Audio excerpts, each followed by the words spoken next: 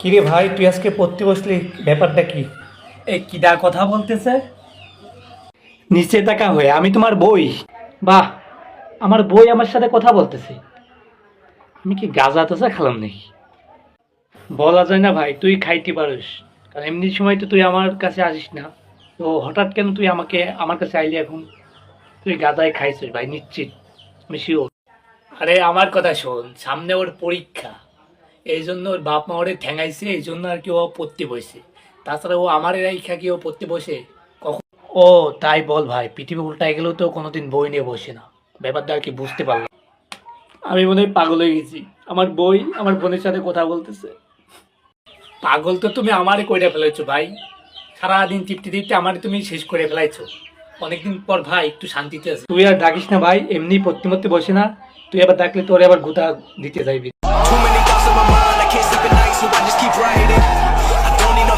ভাই তোরে দুইজনা ভাই পাই বলে ভাই, তুই এবার থাম ভাই, আমার একটু পড়তে দে ভাই, সামনে পরীক্ষা আছে, এমনি একটু পড়তে দে ভাই। ফেল করলে কিন্তু এবার অনেক সমস্যা, বাড়ি থেকে খেলাই দিবি ভাই। তোরা একটু আমার প্লিজ মাপ চাই, আমার একটু পড়তে দে ভাই। বিয়ে দিয়ে দিলেও তো হতো, তাই না?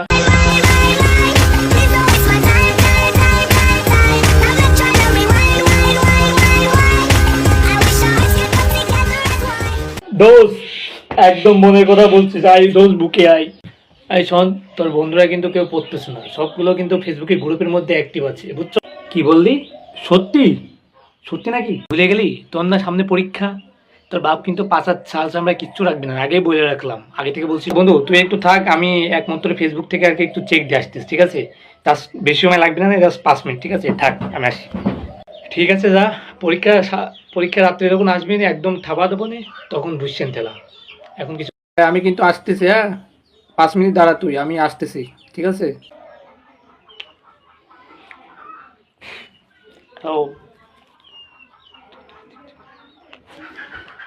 এরকম কাদের কাদের সাথে হয় অবশ্যই আমাদের কমেন্ট বক্সে আপনারা জানাই যাবেন, যে পড়তে বসলে এরকম বইয়ের সঙ্গে ফোনের সঙ্গে কে কি কথা বলে।